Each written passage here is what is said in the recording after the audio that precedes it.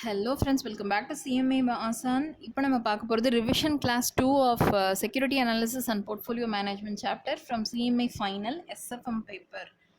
Okay, so far 10 sums revision பார்த்துருந்தோம். இப்போ 11th sum பார்க்கலாம். Risk of the portfolio கேட்குறாங்க. Market return, standard deviation கொடுத்துருக்காங்க. Return on government bonds கொடுத்துருக்காங்க. Standard deviation of the portfolio அவங்களே கொடுத்துட்டாங்க. So risk of the portfolio, okay, return of the portfolio கேட்குறாங்க. இதில் புது ஃபார்முலா ஒன்று வரப்போகுது. Market price of risk of the portfolio, அதாவது மார்க்கெட் ஆட்டிடியூட் டுவர்ட்ஸ் ரிஸ்க் இல்லைனா market price of the risk of the portfolio அப்படின்னு ஒன்று புதுசாக கேட்க போகிறாங்க. RP is equal to RF plus lambda into sigma P. நல்லா பாருங்கள், ஆர்பி கிடையாது, சிக்மா பி. இதில் லேம்டா அப்படிங்கிறது என்னென்னா RM minus RF divide by sigma M. ஓகேவா, அவ்வளோதான். டீட்டெயில்ஸ் எல்லாம் கொடுத்துருக்காங்களா பாருங்கள். ஆர்எஃப் இருக்குது. ஸோ ஆர்எஃப் கொடுத்துருக்காங்களா? கொடுத்துருக்காங்க. நெக்ஸ்ட்டு இதுக்கு பதிலாக தான் RM minus RF. So RM கொடுத்துருக்காங்களா? ரிட்டர்ன் ஆன் மார்க்கெட்டு கொடுத்துருக்காங்க. நெக்ஸ்ட்டு சிக்மா எம் கொடுத்துருக்காங்களா? மார்க்கெட்டோட ரிஸ்க் கொடுத்துருக்காங்களா? கொடுத்துருக்காங்க. சிக்மா பி போர்ட்ஃபோலியோட ரிஸ்க் கொடுத்துருக்காங்களா? கொடுத்துருக்காங்க. அவ்வளோதான். அப்படியே அப்ளை பண்ணி போடுங்க ஃபார்முலாவில். தனித்தனியாக முதல்ல லேம்டா கண்டுபிடிச்சிட்டு அதுக்கப்புறமா அப்ளை பண்ணுங்கள் சம்மில். ஓகேவா? Next, X company limited invested on 1/4/2010 in certain equity shares. Name of the company வந்து D limited, G limited கொடுத்துருக்காங்க. இந்த சம் கஷ்டமாக தெரியும் பார்க்குறதுக்கு. உங்களுக்கு எது கஷ்டமாக தெரியுதோ அந்த சம் தான் கேட்பாங்க. ஸோ அதை ஸ்கிப் பண்ணாதீங்க.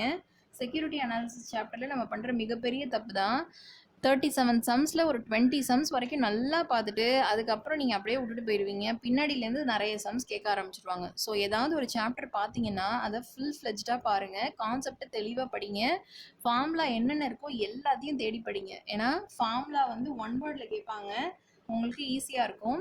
X company limited invested in 1/4/2010 in certain equity shares. Name of the company D limited, G limited. Number of shares வந்து 1500 அப்படின்னு 2 கொடுத்துருக்காங்க. காஸ்ட் கொடுத்துருக்காங்க. ஓகேவா? In September 2010, 10% dividend was paid out by D Limited. In October 20, 30% dividend was paid out by G Limited. அதாவது X அப்படின்ற ஒரு company 2 ஷேரில் invest பண்ணுறாங்க, D limited, G லிமிடெட்னு. எவ்வளோ ஷேர்ஸ்னால் 1000 ஷேர்ஸ், 500 ஷேர்ஸ் அப்படின்னு இன்வெஸ்ட் பண்ணுறாங்க. எவ்வளோக்கு வாங்குறாங்கன்னா 20,000, 15,000க்கு வாங்குறாங்க. செப்டம்பர் 10 அப்போ டி லிமிடெட் 10% டிவிடெண்ட் பே பண்ணிடுறாங்க. 30% டிவிடெண்ட் வந்து ஜியில் பே பண்ணுறாங்க. ஜி லிமிடெட் வந்து அக்டோபரில் பே பண்ணுறாங்க. செப்டம்பரில் டி லிமிடெட், அக்டோபரில் ஜி லிமிடெட் பே பண்ணுறாங்க. On 31st March 2011, market quotation showed a value of rupees 22 and 29 per share for D Limited and G Limited. கடைசி ஃபினான்ஷியல் இயர் முடிகிற அன்னைக்கு எவ்வளோ மார்க்கெட் ப்ரைஸ் இருக்குன்னா 22 to 29 இருக்குது. On 1/4/2011, investment advisors indicate that the dividends from D Limited and G Limited for the year ending 31st March 2012 are likely to be 20% and 35% respectively. That the probabilities of market relations are 31st March 2009. Okay, 2011க்கு முன்னாடி வரைக்கும் எவ்வளோ dividend announce பண்ணியிருக்காங்க. அதுக்கப்புறம் எவ்வளோ dividend பாருங்கள், 20%, 35% 2 கம்பெனியும் announce பண்ணுறாங்க. அப்புறம் ப்ராபபிலிட்டிஸ் கொடுத்துருக்காங்க. இவ்வளோலாம் ரிட்டர்ன் வரும், அதோட ப்ராபபிலிட்டி. இது டி லிமிட்டடோட ப்ரைஸ் வந்து இவ்வளோ இருக்கும், ஜி லிமிட்டடோட ப்ரைஸ் வந்து இவ்வளோ இருக்கும் அப்படின்னு ப்ராபபிலிட்டி ஒவ்வொருத்துக்கும் கொடுத்துருக்காங்க. First calculate the average return from the portfolio for the year ended. First 2 financial year கொடுத்துருக்காங்க, 10, 11, 11, 12ன்னு. ஃபர்ஸ்ட் 10, 11க்கு ஒரு எக்ஸ்பெக்டட் ரிட்டர்ன் அல்லது ஆவரேஜ் ரிட்டர்ன் முதல்ல கண்டுபிடிங்க. அதுக்கு என்ன டேட்டா இருக்குது அப்படின்னு பாருங்கள். ரிட்டனு, மார்க்கெட் ப்ரைஸ் அந்த மாதிரி எதுவுமே கொடுக்கல. ஸோ ரிட்டன் எப்படி சாதாரணமாக நீங்கள் ரிட்டன்னா என்ன எப்படி கண்டுபிடிப்பீங்க? ஒரு இதில் இன்வெஸ்ட் பண்ணுறீங்க, இன்வெஸ்ட் பண்ணிவிட்டு அதுலேருந்து எவ்வளோ நம்மளுக்கு திரும்ப காசு கிடைக்குது. 100 ரூபா இன்வெஸ்ட் பண்ணுறீங்கன்னா 10 ரூபா திருப்பி கிடைக்குதுன்னா அதுதான் ரிட்டன். அதோட பர்சன்டேஜ் எப்படி போடுவீங்க? 10 டிவைடட் பை 100. உங்களுக்கு வந்து ரிட்டன் டிவைட் பை எவ்வளோ இன்வெஸ்ட் பண்ணுறீங்களோ அதுதான் உங்களுக்கு ரிட்டனோட பர்சன்டேஜ். அப்போது இவங்க இன்வெஸ்ட் பண்ணது, இவங்க காஸ்ட்டு, இவங்களுக்கு செலவாயிருக்கிறது 20,000 செலவு பண்ணியிருக்காங்க 1000 ஷேருக்கு. ஓகேவா? ஒவ்வொரு ஷேரும் 10 ரூபாய் ஈச் அப்படின்னு சொல்லியிருக்காங்க. அப்போது இதோட காஸ்ட்னு ஒன்று இருக்கும், இதோட ஃபேஸ் வேல்யூன்னு ஒன்று இருக்கும் இல்லையா?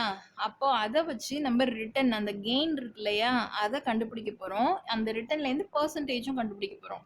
இதை எப்படி கொண்டு போகலான்னு பாருங்கள். டிவிடெண்ட் வேற கொடுத்துருக்காங்க. டிவிடெண்ட் வந்து உங்களுக்கு ஒரு இன்கம். அவங்க வந்து டி லிமிட்டட் உங்களுக்கு டிவிடெண்ட் தராங்கன்னா அது வந்து உங்களுக்கு ஒரு இன்கம் மாதிரி. ஸோ அதை வச்சு எப்படி போடலான்னு பாருங்கள். Market price as on 31st March 2011. Market price ரெண்டுக்கும் 2229 இருக்குது. 2010-11 2229 இருக்குது. காஸ்ட் ஆஃப் இன்வெஸ்ட்மெண்ட் வந்து 2030. இந்த 2030 எப்படி கண்டுபிடிச்சோம்? 20 divided by 1000, 15,000 divided by 500.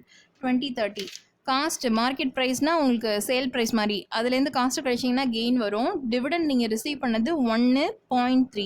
So இது ரெண்டையும் ஆட் பண்ணோம், இது ரெண்டையும் லெஸ் பண்ணோம், ஏன்னா இது வந்து மைனஸில் இருக்குது. ஸோ ரிட்டர்ன் பர்சன்டேஜ் பார்த்துக்கோங்க. இதில் ஒரு வெயிட்னு சொல்லி உங்களுக்கு கொடுத்துருப்பாங்க. அந்த வெயிட் எப்படி கண்டுபிடிக்கிறது அப்படின்னா 57% அப்படிங்கிறது 20 divided by 35. ஏன்னா 20,000 இது ரெண்டையும் ஆட் பண்ணுங்கள். மொத்தம் வெயிட் வந்து 20 + 15 ஆட் பண்ணிங்கன்னா 35 வரும். ஸோ 20 divided by 35 வந்து 15%. 15 divided by 35 வந்து பேலன்ஸ் 43%. வெயிட்டை வச்சு இந்த ரிட்டனை மல்டிப்ளை பண்ணிங்கன்னா கிடைக்கக்கூடியது வெயிட்டட் ஆவரேஜ் ரிட்டன். இதே மாதிரி தான் 11-12க்கும் ஒரு வித்தியாசம். இங்கே வந்து கேபிட்டல் கெயின்ஸ், அதாவது இந்த கெயின் இருக்கு இல்லையா, இந்த ஸ்டெப்பை ஒரேடியாக போட்டிருப்பாங்க. இங்கே 22 அப்படிங்கிறத 22 × 0.2, ஏன்னா 3 ப்ரைஸ் கொடுத்துருக்காங்க. ஒரு ப்ரைஸ்னால் நீங்கள் அதை மட்டும் வச்சு எடுத்துக்கலாம். ஆனால் இங்கே 3 ப்ரைஸ் கொடுத்துருக்காங்க. ஸோ இது 3க்கும் சேர்த்து வெயிட்டட் ஆவரேஜாக ஒரு ப்ரைஸ் வச்சுக்கோங்க. அதுதான் சொல்லியிருக்கேன் இங்கே. 22 × 0.2, 25 × 0.5, 28 × 0.3 -22 அப்படிங்கிறது என்ன? போன வருஷத்தோடதை நீங்கள் இந்த வருஷத்தோட காஸ்ட்டாக கொண்டு வரீங்க. மார்க்கெட் ப்ரைஸ் 22 இருக்குல்ல, அதை இப்போ காஸ்ட் மாதிரி ட்ரீட் பண்ணி ஒரு கேபிட்டல் கெயின்ஸ், ஒரு கெயின் கண்டுபிடிச்சிக்கோங்க. அப்புறம் டிவிடெண்டு வந்து எவ்வளோ சொல்லியிருக்காங்க? 20%, 35%. இதுலேருந்து டிவிடெண்ட் கண்டுபிடிச்சிக்கோங்க. டிவிடெண்டில் கவனிக்க வேண்டிய ஒரே விஷயம், அதை ஃபேஸ் வேல்யூவில் தான் அப்ளை பண்ணணும். காஸ்ட்லேயோ மார்க்கெட் ப்ரைஸ்லையோ போய் அப்ளை பண்ணக்கூடாது. இது வந்து எவ்வளோ சொல்லியிருக்காங்க? டிவிடெண்ட் வந்து 10%, 30%. So 10% on ₹10, 30% on Ruby 1. ஓகேவா? இதில் தான் நீங்கள் அப்ளை பண்ணணும் டிவிடெண்ட் பர்சன்டேஜை. அப்படி பண்ணிங்கன்னா டிவிடெண்ட் கிடைக்கும். ஸோ டோட்டல் கெயின் கண்டுபிடிங்க, அதை வச்சு பர்சன்டேஜ் ஆஃப் ரிட்டர்ன் கண்டுபிடிங்க.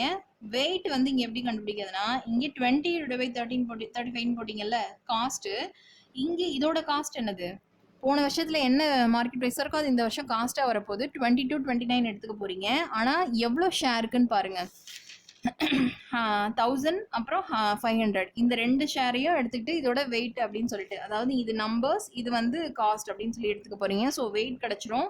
மல்டிப்ளை பண்ணீங்கன்னா வெயிட்டட் ஆவரேஜ் ரிட்டர்ன் உங்களுக்கு கிடைச்சிரும் 13.38%. ஓகே, நெக்ஸ்ட் இந்த some.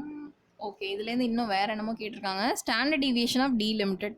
Standard deviation of D limited எப்படி கண்டுபிடிப்பீங்க? உங்களுக்கு ரிட்டர்ன் வேணும். ரிட்டர்ன் அப்புறம் ப்ராபபிலிட்டி ஏதாவது இருக்கான்னு பார்க்கணும். அதுலேருந்து டீவியேஷன் கண்டுபிடிப்பீங்க. அப்புறம் ஸ்டாண்டர்ட் டீவியேஷன். இப்போ ஃபஸ்ட்டு எக்ஸ்பெக்டட் மார்க்கெட் வேல்யூ 22ன்னு கொடுத்துருக்காங்க. எக்ஸ்பெக்டட் கெயின் வந்து 0. ஏன்னா 22, அதாவது இது வந்து டி லிமிடெடுக்கு மட்டும். மார்க்கெட் வேல்யூ வந்து 22, 25, 28. இது என்னன்னா ரெண்டாவது இயர், செகண்ட் இயருக்கு நீங்கள் ஸ்டாண்டர்ட் டீவியேஷன் கண்டுபிடிக்க சொல்லி கேட்குறாங்க. 22, 25, 28 இது அப்படியே போட்டுக்கோங்க. இது காஸ்ட் வந்து உங்களுக்கு எதை எடுக்க சொல்லியிருக்கேன்? போன இயரில் மார்க்கெட் ப்ரைஸ் ஒன்று இருக்குல்ல அது. ஸோ 22 - 22 வந்து 0, 25 - 22 வந்து 3, 28 - 22 வந்து 6. இது வந்து எக்ஸ்பெக்டட் கெயின். அதாவது இவ்வளோ மார்க்கெட் ப்ரைஸ், போன மார்க்கெட் ப்ரைஸ்லேருந்து இவ்வளோ மார்க்கெட் ப்ரைஸ் உங்களுக்கு ஏறி இருக்குது, அப்போ அது உங்களுக்கு லாபம் தான். ஸோ ரெண்டுத்தோட டிஃப்ரென்ஷியேஷன் வந்து உங்களுக்கு கெயின். எக்ஸ்பெக்டட் டிவிடெண்ட், எவ்வளோ டிவிடெண்ட் நீங்கள் வாங்குவீங்க? 2 rupees தான் ஸ்டாண்டர்டாக. ஏன்னா 20% of 10 rupees, sorry 20% of 10 rupees apply பண்ணிங்கன்னா 2 தான் கான்ஸ்டண்ட்டாக கிடைக்கும். ஸோ எக்ஸ்பெக்டட் ஈல்டு இதுதான் ரிட்டர்ன். இந்த அதாவது மொத்த ரிட்டர்ன் வந்து உங்களுக்கு இவ்வளோ தான் வரப்போகுது. ஸோ ரெண்டையும் ஆட் பண்ணி ஒரு ரிட்டர்ன் வச்சுக்கோங்க. இப்போ இதுக்கு ஸ்டாண்டர்ட் டீவியேஷன் கண்டுபிடிங்க.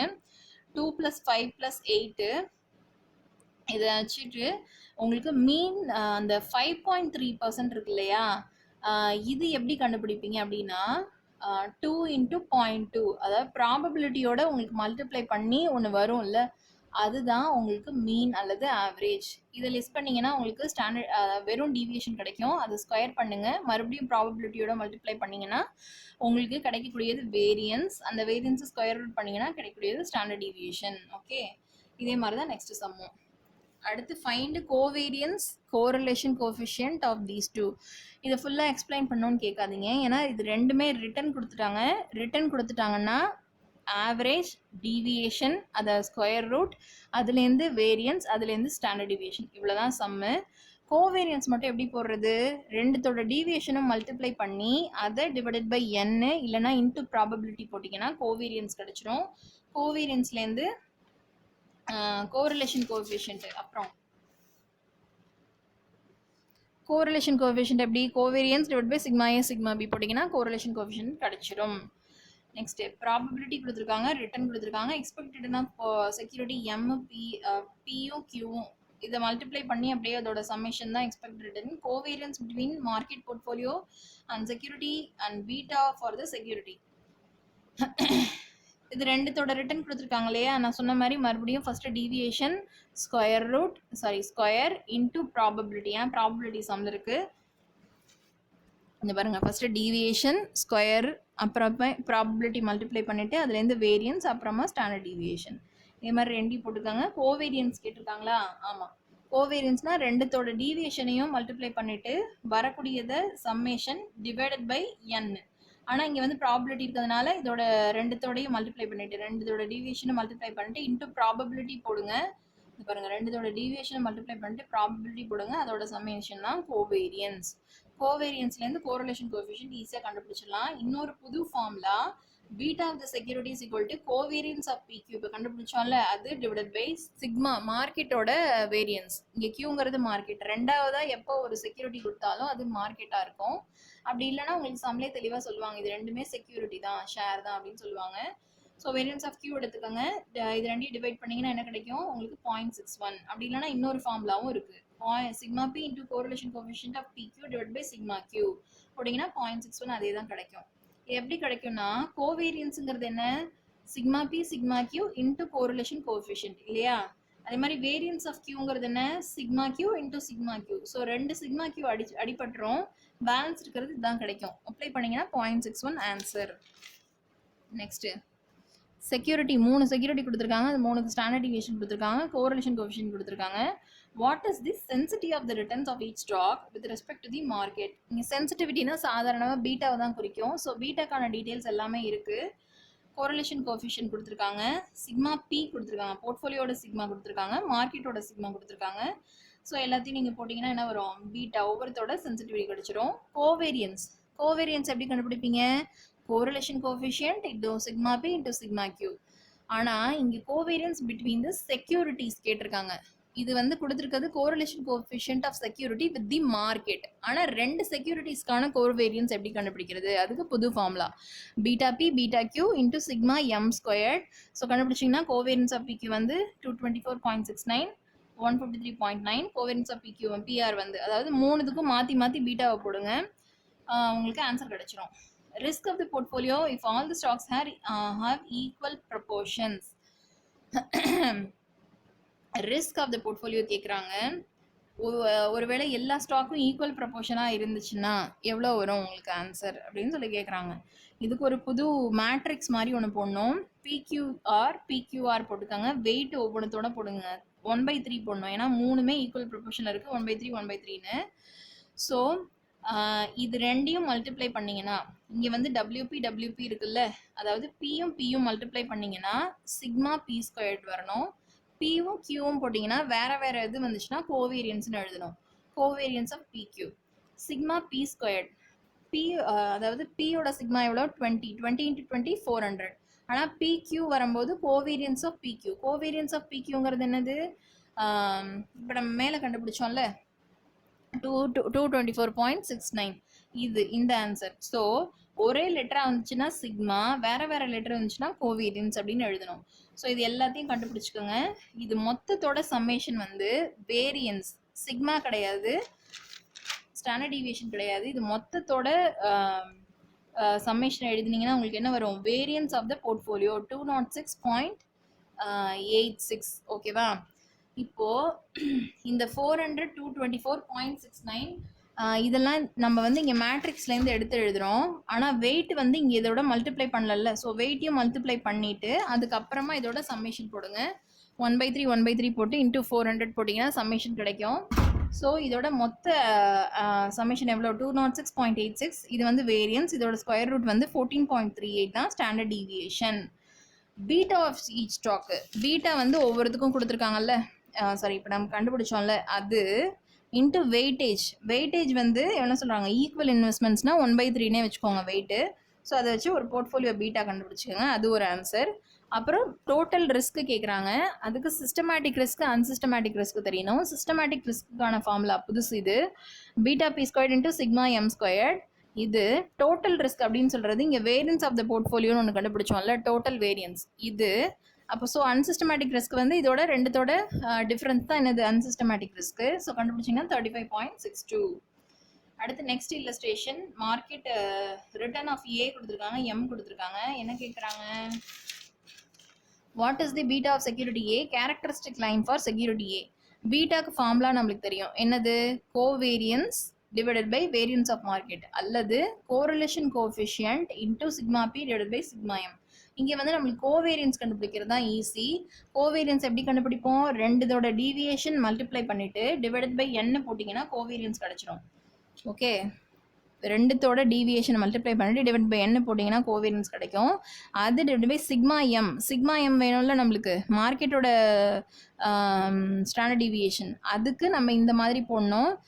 ஃபஸ்ட்டு டீவியேஷன் கண்டுபிடிங்க, அது divide by N standard deviation, அது டிவைட் பை என்ன ஸ்கொயர் ரூட் போட்டிங்கன்னா ஸ்டாண்டர்ட் டீவியேஷன் ஆஃப் மார்க்கெட்டும் கிடச்சிரும். So beta of the covariance கண்டுபிடிச்சாச்சு. Characteristic line for security A எப்படி கண்டுபிடிப்பீங்க, ஃபார்முலா நம்மளுக்கு தெரியும், y is equal to alpha plus beta x. நான் அந்த வந்து நான் லீனியர் ஈக்குவேஷன் போட்டேன் எல்லாம் ஒன்று, y is equal to a plus bx. அதே மாதிரி தான் அப்ளை பண்ணுங்க. ஒய்ங்கிறது இங்கே எப்போவுமே மார்க்கெட்டு, எக்ஸுங்கிறது எப்போவுமே ஒய்ங்கிறது எப்போவுமே செக்யூரிட்டி, எக்ஸுங்கிறது எப்போவுமே மார்க்கெட்டு. ஸோ செக்யூரிட்டியோட ரிட்டர்ன் மார்க்கெட்டோட ரிட்டர்ன் நம்ம கண்டுபிடிச்சிருக்கோம்ல, அதை அப்படியே அப்ளை பண்ணுங்க. ஆல்ஃபாவும் பீட்டாவும் நம்மளுக்கு தெரியாமல் இருக்கும். ஆல்ஃபா ஒன்று கண்டுபிடிச்சிக்கோங்க. மறுபடியும் இதை வந்து நம்ம வெறும் மாறிலி அந்த கோஎஃபிஷியன்ட், கான்ஸ்டன்ட் அண்ட் கோஎஃபிஷியன்ட் மட்டும் அப்ளை பண்ணி ஒரு ஈக்குவேஷன் மாதிரி போடுங்க. அவ்வளோதான் சம்மு. கேரக்டரிஸ்டிக் லைன் நம்ம கண்டுபிடிச்சாச்சு. நெக்ஸ்ட்டு இன்வெஸ்டரோட வீக்லி ரிட்டர்ன், ஈக்குலிபிரியம் ரிட்டர்ன் ஒன்று கொடுத்துருக்காங்க. மார்க்கெட் போர்ட்ஃபோலியோ ரிட்டர்ன், ஈக்குலிபிரியம் ரிட்டர்னா போர்ட்ஃபோலியோ தான். ஆர்பி, ஆர்எம், ஆர்எஃப், கோவேரியன்ஸு எல்லாம் கொடுத்துருக்காங்க. ஒன்றும் இல்லை, நீங்கள் எவ்வளோ என்னென்ன டேட்டா கொடுத்துருக்காங்க அப்படின்னு பார்த்துட்டு என்ன டேட்டா மிஸ் ஆகுதுன்னு பாருங்கள். அதை நீங்கள் ஃபார்மில் அப்ளை பண்ணி அப்படியே போடுங்க. ஆர்எஃப் வந்து பர்சன்டேஜாக கொடுக்கல, ஸோ நம்ம தான் கண்டுபிடிக்க போகிறோம். 100ல் 6% ரிட்டர்ன் வரும்னா 120 ருபீஸ்க்கு எவ்வளோ வரும், ஸோ 5%. ஆர்எஃப் தெரிஞ்சு போச்சு. பீட்டா கண்டுபிடிக்கணும்னா கோவேரியன்ஸ் அவங்க ஆல்ரெடி கொடுத்துருப்பாங்கன்னு நினைக்கிறேன். ஓகே, 225% கொடுத்துருக்காங்க.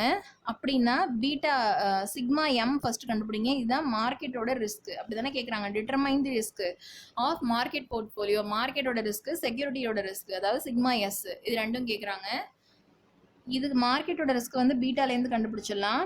போர்ட்ஃபோலியோட ரிஸ்க் வந்து பீட்டா ஃபார்மில் ஆல்ரெடி நம்ம இப்போ கண்டுபிடிச்சோம்ல, பீட்டா 1ன்னு வச்சுட்டு சிக்மா எம்மும் இப்போ கண்டுபிடிச்சோம்ல 15. ஸோ பேலன்ஸ் இருக்கிறது தான் உங்களுக்கு என்னது, சிக்மா பி, அதையும் நம்ம கண்டுபிடிச்சாச்சு.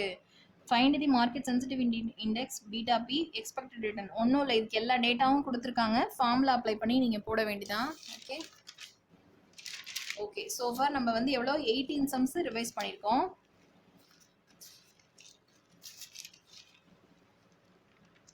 ஓகே, இப்போ வந்து 19th சம். 19 வந்து புது சம்மு. ரிட்டர்ன் ஆஃப் த போர்ட்ஃபோலியோ நம்மளுக்கு தெரியும். ஈக்குலிபிரியம் ப்ரைஸ் பர் ஷேர், இதை எப்படி கண்டுபிடிக்கிறது, P0 அப்படின்னா புது ஃபார்முலா, ஆர்பி அல்லது K1 சொல்லக்கூடியது D1 divide by P0 plus G. D1ங்கிறது இந்த புது வருஷத்துக்கான டிவிடன், லாஸ்ட் இயர் டிவிடன்லேருந்து க்ரோத்தை ஆட் பண்ணிங்கன்னா உங்களுக்கு கிடைக்கக்கூடியது D1ங்கிறதான அடுத்த வருஷத்துக்கான டிவிடன். கண்டுபிடிச்சிக்காங்க. 4 × 1 + 8%. க்ரோத்தை ஆட் பண்ணிங்கன்னா ப்ளஸ் PO, P0 வந்து எக்ஸு ப்ளஸ் 8%. ஓகேவா? ஸோ உங்களுக்கு கிடைக்கக்கூடியது பேலன்ஸ் நீங்கள் அப்ளை பண்ணிங்கன்னா எக்ஸ் கிடச்சிரும். அதுதான் equilibrium price per share. would you advise to purchase the share, அதாவது நீங்கள் ஷேரை பர்ச்சேஸ் பண்ணுவீங்களான்னு கேட்குறாங்க. இப்போ நம்ம கண்டுபிடிச்சது வந்து ஒரு இது எக்ஸ்பெக்டட் ப்ரைஸ் அப்படின்னு வச்சுக்கோங்க, 34.83. ஆக்சுவலாக மார்க்கெட் ப்ரைஸ் வந்து எவ்வளோ கொடுத்துருக்காங்க, 32 கொடுத்துருக்காங்க. நீங்கள் கண்டுபிடிச்சது நம்ம தியரட்டிக்கல் ஃபார்வர்ட் ப்ரைஸ்னு நான் இதில் எடுத்திருந்தேன் இல்லையா, ஃபினான்ஷியல் டெரிவேட்டிவ்ஸில், அந்த மாதிரி ஒரு யோசிச்சு பாருங்கள். இப்போ கண்டுபிடிச்சிருக்கிறது தியரட்டிக்கல் ஃபார்வர்ட் ப்ரைஸ் மாதிரி, ஆனால் ஆக்சுவல் மார்க்கெட் ப்ரைஸ் எவ்வளோ, 32 கொடுத்துருக்காங்க. இதை விட இது கம்மியாக இருக்குது, ஆக்சுவலாக இருக்கிறது கம்மியாக இருக்குது. ஸோ அண்டர் ப்ரைஸ்டு, நீங்கள் அந்த ஸ்டாக்கை வாங்கிடுங்க. Buy moonlight shares, so purchase. 20th sum. இங்கேயும் அதே மாதிரி இன்ட்ரின்சிக் வேல்யூ கேட்குறாங்க. ஃபார்முலா அப்ளை பண்ணிவிட்டு P0 எவ்வளோன்னு கேட்பீங்க. பாக்கி எல்லாமே அவங்க சம்லேயே கொடுத்துருப்பாங்க. So கண்டுபிடிச்சிங்கன்னா P0 = 11.667%. ஓகே, இதோட இந்த கிளாஸ் முடியுது. இன்னும் ரெண்டு கிளாஸ் தான். 30 வரைக்கும் ஒரு கிளாஸ், அதுக்கப்புறம் 37 வரைக்கும் ஒரு கிளாஸு. 37 வந்து ரொம்ப ஈஸி, அதனால ஈஸியாக கூட முடிஞ்சிடும்னு நினைக்கிறேன். ஓகே, பார்க்கலாம். ஓகே, டவுட் இருந்தால் ஏதாவது கேளுங்க ஃப்ரெண்ட்ஸ். Okay, by.